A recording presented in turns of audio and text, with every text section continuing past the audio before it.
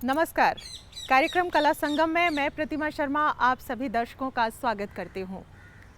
शास्त्रीय संगीत की अलग अलग विधाएं हों या नृत्य की शैलियाँ या फिर हिंदुस्तान की कला का कोई दूसरा रंग, कार्यक्रम कला संगम में हम सहेज कर लाते हैं खास आपके लिए। आज घुलेगा एक खास रंग जिसमें मिठास है शबद और गुरबाणी की। एक ऐसा कलाकार जिन्होंने शबद और गुरबाणी को दिलाया विशिष्ट स्थान, शास्त्रीय गायक पंडित पद्मश्री सुरेंद्र सिंह जी, जो सिंह बंधु का है एक मजबूत स्तंभ। आइए एक नज़र डालते हैं उनकी कलामय सफर पर। कला संस्कृति के पुरोधा, पंजाबी रंग में रंगा व्यक्तित्व, गुरु के दरबार गुरुद्वारा की भोर की पहली किरण के साथ ही एक रूहानी आवाज का मंजर बनाती शबद और गुरबाणी। शास्त्रीय संगीत के सशक्त स्तंभ जिन्होंने अपनी संगीत साधना का सफर अपने हौसलों और समर्पण के साथ तय किया। सिंह बंधु का एक बेहतरीन सितारा पद्मश्री डॉक्टर सुरेंद्र सिंह जी, जिनका जन्म लाहौर की धरती पर 1938 को हुआ। शुरुआती संगीत की शिक्षा ली अपने बड़े भाई जे.एस. सरदार जी से और फिर नासिर अमीनुद्दीन खान डागर साहब से। इसके बाद आपने अपने बड़े भाई तेजपाल सिंह के साथ उस्ताद अमीर खान साहब से तालीम हासिल करने का मौका प्राप्त किया। फिर दोनों भाइयों ने सिंह बंधु के नाम से अपनी अद्भुत प्रस्तुतियां दी। सुरेंद्र सिंह जी ने इलाहाबाद विश्वविद्यालय से संगीत में मास्टर्स डिग्री हासिल की और फिर जम्मू रेडियो से जुड़ गए। वहां से कई सफर तय करते हुए जैसे विदेश सेवा में आप रहे और फिर इनकम टैक्स ऑफिसर बने, लेकिन संगीत साधना का सिलसिला अनवरत चलता रहा। त्याग, समर्पण और हौसलों ने बनाया उन्हें संगीत शिरोमणि। आपने अपने गुरु अमीर खान साहब की गायकी को खूबसूरत अंदाज दिया और गुरु शिष्य परंपरा का निर्वहन करते रहे। लम्मा जा बुलायो, लम्मा जा बुलायो। आपकी हमसफर पद्मश्री पद्मा सचदेव जी ने आपके सफर की डोर थामी और संग संग चलती रहीं। आपकी कला और साधना की गवाही देते हैं आपके तमाम सम्मान। कला और संस्कृति में आपके विशिष्ट योगदान के लिए भारत सरकार ने आपको पद्मश्री से नवाजा है। भारतीय कला संस्कृति में आपका नाम बड़े सम्मान के साथ लिया जाएगा। साहिब मेरा एको है, एको है भाई, एको है।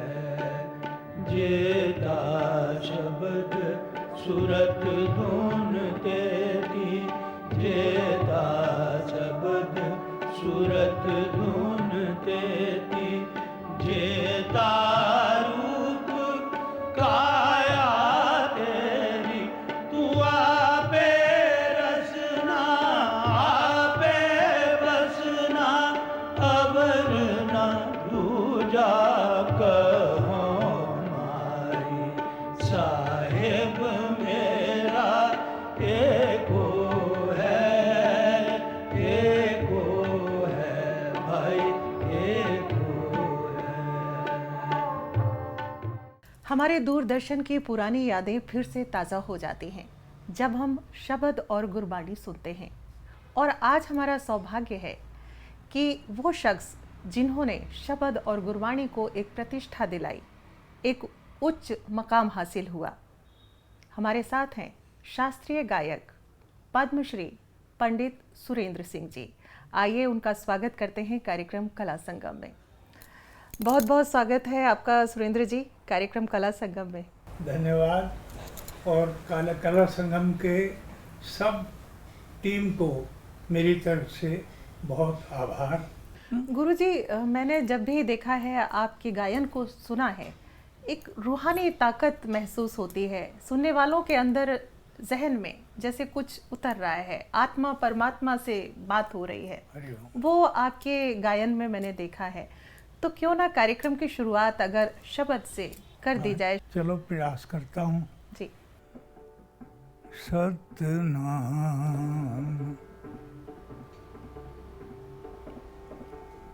वाहेगुरु वाहेगुरु,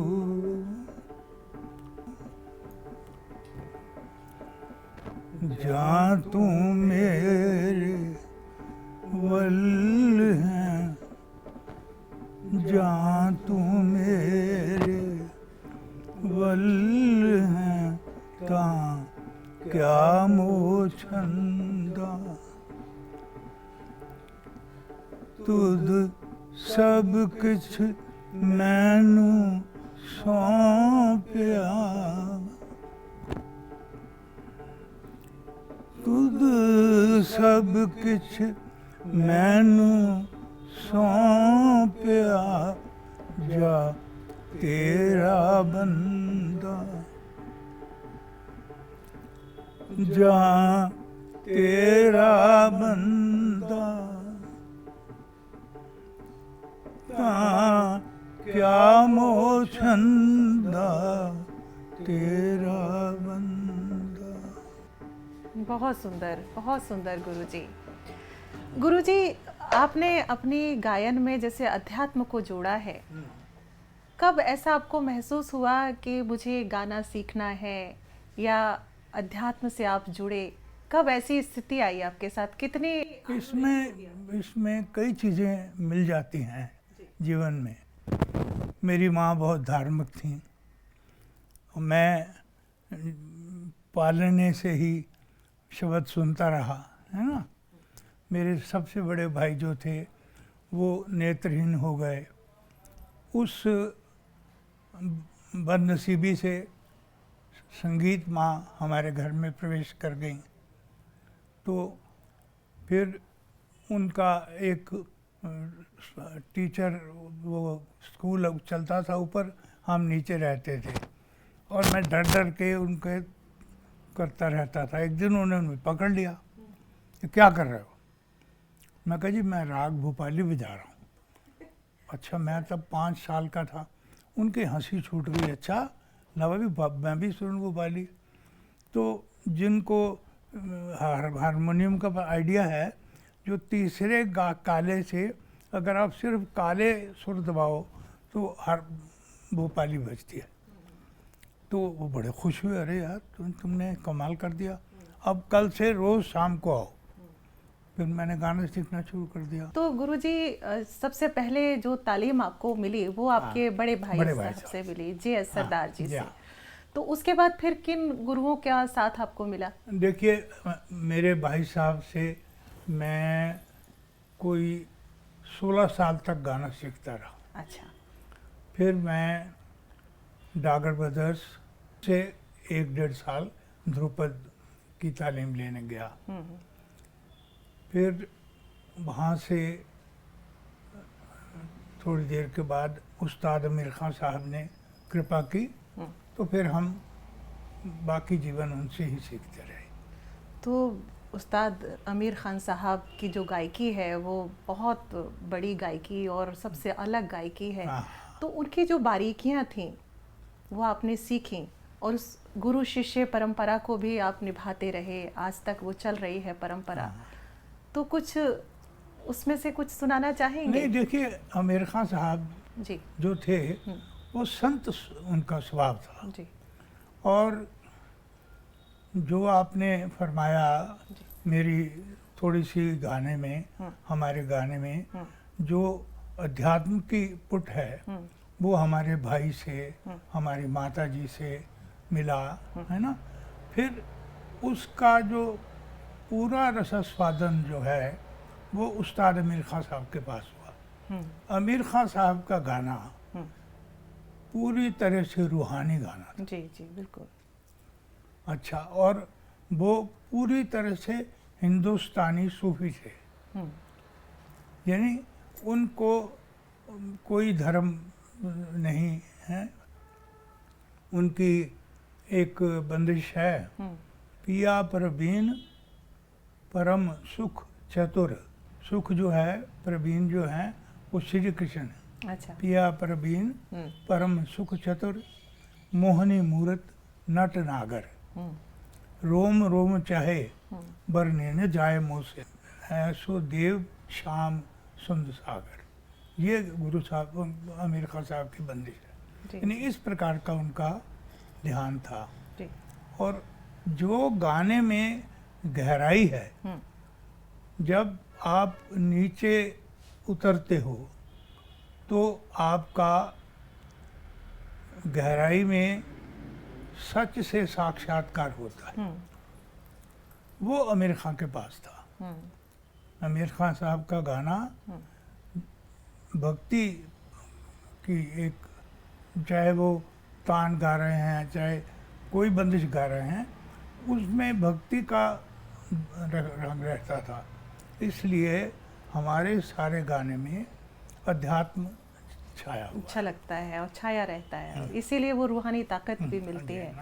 तो गुरुजी, जैसे शब्द और गुरबानी की बात में फिर से आती हूँ इसी पर। और तो ये जो सिलसिला जो आपका शुरू हुआ, जैसे सुबह की भोर की जो किरणें हो रही हैं और जो हमारे कानों में जो आवाज़ें वो पड़ती थी, रूहानी ताकत मिलती थी, उसकी शुरुआत कैसे हुई? नहीं, हमारे खां साहब उस्ताद आमिर खां वो सुबह सवेरे कहा करते थे, अरे बेटा मैं ड्यूटी कर रहा हूँ। अच्छा। तो फिर वो तानपुरा छेड़ के 1 घंटा गाते थे और अक्सर वो राग भैरव गाते थे। उसके बाद वो उनका ये था कि ये 1 घंटा जो है मैं माँ सरस्वती की ड्यूटी करता हूँ। अच्छा। सुबह, उसको रियाज नहीं कहते थे, अरे मैं ड्यूटी कर रहा हूँ। तो उनकी कृपा से हमें ये हो गया कि सुबह माँ की ड्यूटी करनी है ना। और जो भारती माँ है संगीत की, वो सरस्वती हैं, है ना। तो जब हम गाते हैं तो अपने गुरु को ध्यान में रखते हैं और जो गाना गाते हैं वो माँ सरस्वती की कृपा से गाते हैं। मतलब हमारी इतनी औकात नहीं है कि हम माँ सरस्वती के साथ अपना नाता जोड़ें। हमारा नाता जो है वो गुरु की कृपा से है बस। तो उनको स्मरण करके हम माँ की स्तुति करते हैं। गुरुजी, आपने इलाहाबाद यूनिवर्सिटी से संगीत में एमए किया, उसके बाद फिर आपका रेडियो से भी जुड़ना हुआ। हाँ जी, हाँ। तो रेडियो की यात्रा कैसी रही आपकी? रेडियो की यात्रा बहुत अच्छी रही। मैं आकाशवाणी जम्मू में ड्यूटी ऑफिसर लग गया जी। और उसमें मेरा लालच होता था कि मैं गाना सुनूंगा जी। तो वहाँ पर और सब चीज़ों के अलावा मुझे जीवन का सबसे बड़ा सुख और दुख वहाँ मिल गया। मुझे पद्मा जी से स्नेह हो गया, उसकी वजह से सब लोग मेरे बरखिलाफ हो गए। उनके घर वाले भी, मेरे घर वाले भी, वो ब्राह्मण की बेटी, मैं सिख। तो फिर पद्मा जी वो नौकरी छोड़ के दिल्ली डोगरी की न्यूज़ रीडर बन गई। तो बाई चांस एक एग्ज़ाम मैंने दिया था और उसमें मैं पास हो गया। तो मैं फॉरेन सर्विस में मुझे एक असिस्टेंट की पोस्ट मिल गई। तो मैं भी आ गया वहाँ दिल्ली। तो काफ़ी हो हल्ला करने के बाद घर वाले बेचारे मान ही जाते हैं, है ना। तो फिर हमारी शादी हो गई। अब हमारी शादी को 55 बरस हो गए हैं। तो गुरुजी, आपके संगीत और साहित्य, वो साहित्य कलमकार हैं, बहुत अच्छा लिखती हैं, पद्मश्री हैं वो भी, और आप संगीत से जुड़े। तो ये कलम और संगीत का जो रिश्ता रहा वो कैसा चला? नहीं, ये जो रिश्ता है वो मेरा और पद्मा का रिश्ता है जी। देखिए, ये 2 रूहों का मिलन है जी। ये कलम और संगीत का। ठीक है, अगर मैं भाड़ झोंक रहा होता तो भी ये रिश्ता तो हो भी जाता मिलता। है ना। लेकिन एक रास्ते में जब दो लोग, दो कलाकार मिल जाते हैं, हाँ, तो वो कला कहीं ना कहीं एक निखरती और है। आनंद है उसका। जी, उसका आनंद अलग हो जाता है। उसका जो मैं ये कहता हूँ कि एक कलाकार के साथ जीने का सौभाग्य मुझे प्राप्त हुआ कि एक ऐसा शख्स जो ना पैसे की परवाह करता है, ना नाम की परवाह करता है, उसको सबसे बड़ी खुशी यह है कि एक कविता लिख ली है, एक स्टोरी आ गई है।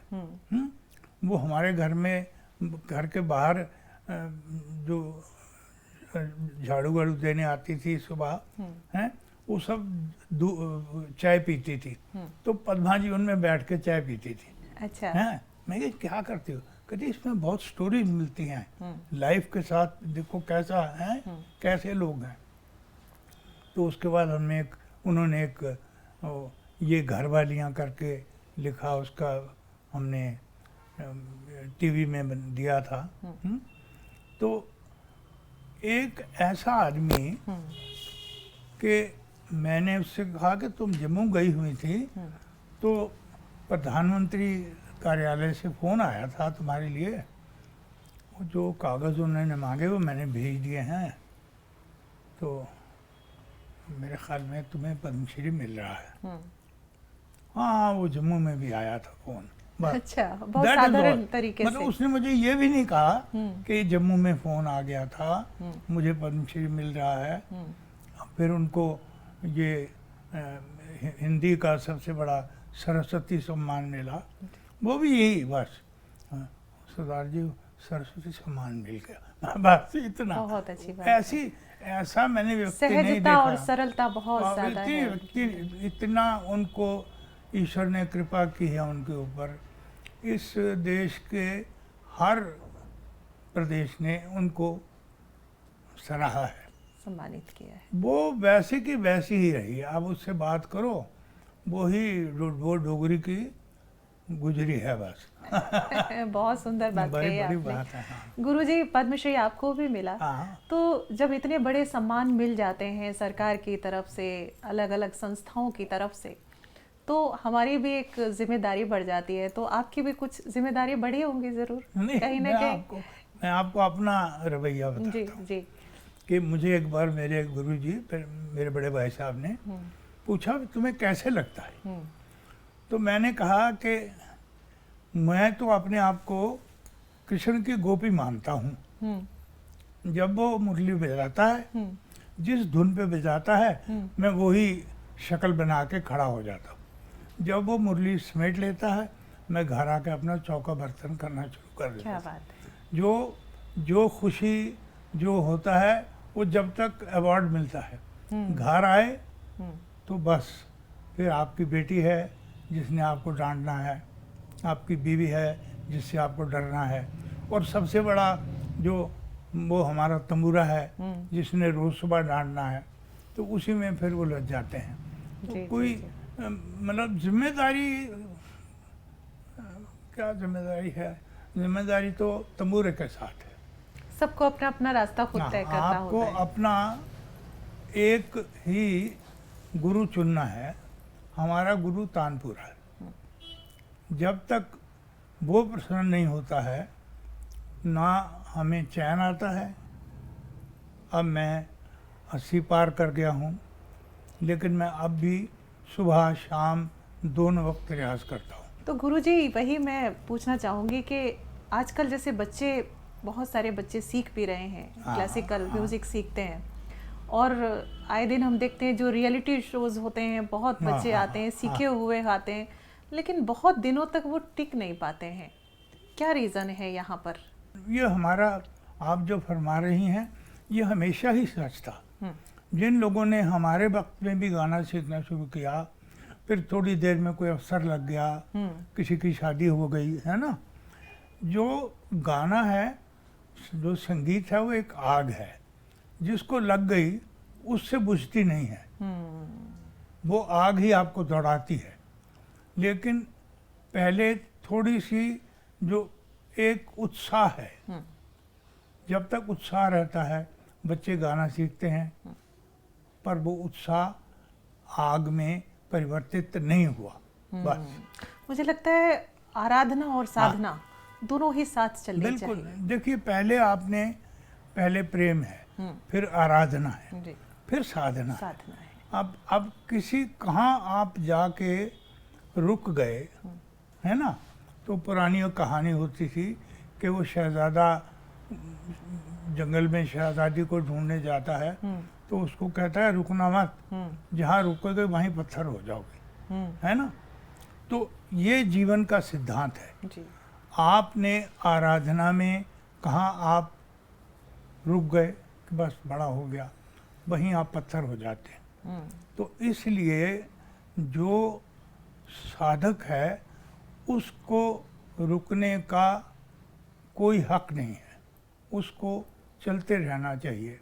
और ये निरंतर की यात्रा है। जी, तो निरंतर की यात्रा में जो आदमी मकाम ढूंढता है, जो समझता है कि ये मेरा गंतव्य है, वो बेवकूफ़ है। निरंतर की यात्रा ही जो है वही अपने आप में परिपूर्ण है।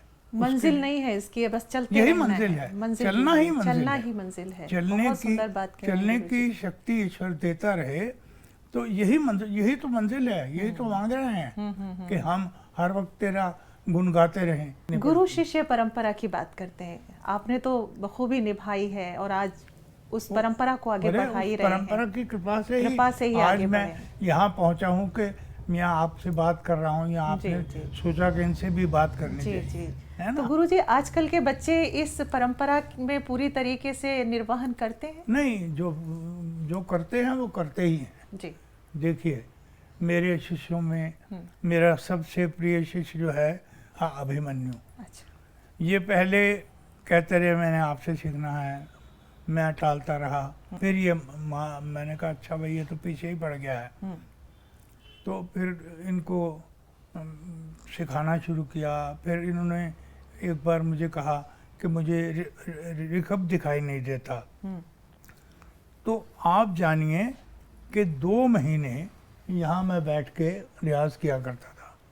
यहाँ अभिमन्यु बैठ जाते मेरे साथ, तो मैं तंबूरा लगा के रे सा, मेरे रे सा के पीछे ये रे सा कर, हम सिर्फ यही करते रहे। ये जो है ना, ये एक मनोवृत्ति है कि आपने जो करना है वो परफेक्ट होना चाहिए। जिसमें ये मनोवृत्ति है वो आदमी रुक नहीं सकता, ना सिद्धि से ना प्रसिद्धि से। आपका दूरदर्शन और रेडियो से बड़ा मिलाप रहा हाँ है। हाँ, ठीक है। वो मेरा सिनेमा से भी मिलाप है कि जी। वो जो तमस फिल्म आई थी, हाँ, हाँ। उसका म्यूजिक हमने दिया था। अच्छा। गाए भी थे हम ही, लेकिन वो हमारा उनसे संबंध नहीं है। जो हमारा पेशा है, जहाँ वो उनके काम आ सकता है, वो हम हाजिर हैं। तो गुरुजी, तमस में ही आपने मतलब गाया भी और संगीत भी दिया आपने। गुरुजी, आपका वो पल जो बेहद यादगार लम्हा रहा हो, वो हमसे शेयर कीजिए, जो बड़ी खुशी देता हो आपको। पद्मा जी से शादी हो जाना बड़ी खुशी की बात थी। फिर उस्ताद अमीर खान साहब से जब उन्होंने शागिर्द किया, वो जीवन का सबसे बड़ा दिन है। और बाकी है छोटे मोटे हैं, कोई पद्मश्री मिल गया, कोई संगीत नाटक अकेडमी मिल गया, बड़े अच्छे लगते हैं। बड़ी ईश्वर की कृपा है, समाज की कृपा है, प्रोत्साहन मिलता है, प्रोत्साहन मिलता है, जी, जी, है ना। लेकिन यादगारी लम्हों में नहीं गिनता हूँ। यादगारी अजीब तरह के टाइम होते हैं। पहली बार हम यूरोप में दोनों भाई गाना गाने गए, गाना शुरू किया, तो हमारी पहली आइटम जो थी शास्त्रीय संगीत की, अक्सर लगभग 40 या 45 मिनट में ख़त्म होती थी। तो वो ख़त्म हुई तो लोगों ने तालियां बजाईं। फिर उसके बाद हम फिर गाए। अंत में हम हमेशा एक शब्द गाते थे, तो जब प्रोग्राम का अंत हुआ तो हम बड़े हैरान हुए कि लोगों ने हमारे ऊपर फूलों की वर्षा की। अच्छा। मैंने ये कहाँ से आ गए भाई? उन्होंने कहा ये आपके गाने से इतने प्रभावित हुए कि इंटरवल में इन्होंने जाके फूल खरीदे हैं। ऐसा मोमेंट जो है, जब ईश्वर ऐसी कृपा करे, है ना, हमेशा याद हमारे रहता है। कहते हैं कि जो प्रभु जो होता है वो चींटी को राजा बना देता है। उसका मतलब ये है कि कोई हम नहीं है, हमारी इसमें कोई हमें सिर्फ इतना अधिकार है कि हम उसको याद करके खुश हो जाएं, है ना। अगर एक पत्थर में संत को ईश्वर मिल गए तो वो पत्थर ईश्वर नहीं था। अगर वो पत्थर ही इतराना शुरू कर दे कि मैं तो ईश्वर हूँ, तो इस तरह का जो होता है वो भारतीय संगीत की सराहना है। उन लोगों ने इस तरह का संगीत कभी सुना नहीं है ना। तो हमसे जितना हो सकता है हम गाते हैं, तो वो जब उसकी तारीफ होती है तो मन जो है बहुत प्रसन्न होता है कि ये हमारे देश का संगीत यहाँ भी इतना स्वीकार किया गया। गुरुजी, सिंह बंधु के नाम से जोड़ी जो हाँ, थी, तेजपाल भाई और आप, बड़ी फेमस हुई, लोगों ने सिर पर बिठाया, आज भी बिठाते हैं। कुछ कहना चाहेंगे उस जोड़ी के लिए? अपने बारे में क्या बोलना है ना। तेजपाल सिंह जी और मुझ में कोई फर्क नहीं है। वो मुझसे 2-3 साल बड़े हैं। बचपन में हम दोस्त थे। वो एमए में थे, मैं बीए ऑनर्स में था। तो उन्होंने एमए पास किया, मैंने बीए ऑनर्स कर लिया। तो हमारे गुरु थे सक्सेना साहब। उन्होंने हमें ये समझाया कि करोड़पति बनने से गवैया बनना बेहतर है। वो मैंने तेजपाल सिंह को कहा कि आप ये कहाँ फंस गए यार, हैं, गाना गाएंगे दोनों। गाना गाएंगे, मैं कह रहा हूँ अच्छा थोड़ी देर में वो यार ठीक है। हम दोनों इकट्ठे ही सीखे हुए थे। तो रेडियो में भी इकट्ठे गाते थे, स्टेज पे भी इकट्ठे गाते थे, लेकिन ये फैसला कि हम गाना ही गाएंगे। और दोनों ही के गुरु भी एक ही थे। हाँ, गुरु भी एक ही थे। जी जी जी। तो जब हमने घर में ये अनाउंस किया तो घर में कोहराम मच गया। अच्छा। भाई हमारे फादर इंजीनियर, हमारे चाचा जी डॉक्टर हैं, हमारे 2 बड़े भाई इंजीनियर हैं, ये कहाँ से नालायक पैदा हो गया हैं। अब तो जो जिस भाई ने हमें गाना सिखाया था, उन्होंने एक दिन गुस्से में मुझे बड़ा समझाया कि music is the best hobby and the worst profession. मैंने कहा जो भी है हम तो गाने गाएंगे। तो फिर समझाते रहे, फिर कहने लगे जब जिन घरों के नसीब फूट जाते हैं वहाँ तेरे जैसे बच्चे पैदा होते हैं। अच्छा, हंसता रहता था। उनको क्या पता था कि ये वो यही कहें, सब बनेगा कहें आगे चल के। ये तेजपाल तो इतना सीधा था, इसने सुरेंद्र सिंह ने उसको भी बर्बाद किया बेचारे को। तो तेजपाल जी सीधे और मैं बर्बाद करने वाला। फिर वो जब ईश्वर की कृपा से और उन लोगों की कृपा से ही जो नाराज़ हुए थे, अपना आहिस्ता आहिस्ता नाम होना शुरू हो गया। गुरुजी, कार्यक्रम कला संगम के लिए आपने अपना इतना बहुमूल्य समय हमें दिया और हम अपनी पूरी टीम की तरफ से, अपनी तरफ से आपके उज्जवल भविष्य तो है ही आपका, एक सुंदर स्वास्थ्य की कामना करते हुए आपसे विदा लेती हूँ। नमस्कार, आपका धन्यवाद। अकेला ही चला था जानिबे मंजिल, अकेला ही चला था जानिबे मंजिल, लोग साथ आते गए, कारवां बनता गया। और इस कारवां में हमारे अपने भी हमारे साथ रहे। आइए जानते हैं उनकी प्रतिक्रियाएं। मेरे गुरुजी के आशीर्वाद से गुरुजी के कार्यक्रम के साथ मैं जुड़ा रहा, ये मेरे लिए एक बड़ी सौभाग्य की बात है।